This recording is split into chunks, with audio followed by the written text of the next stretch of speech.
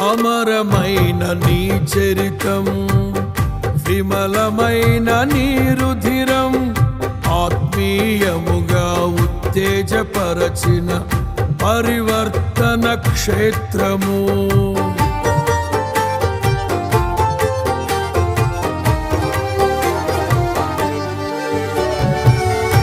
అమరమైన నీ చరితం, విమలమైన నీ రుధిరం, ఆత్మీయముగా ఉత్తేజపరచిన పరివర్తన క్షేత్రము.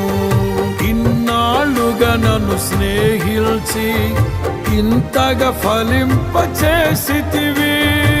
ఈశ్వర సంపదనంతటితో అభినయించినే పాడెదను.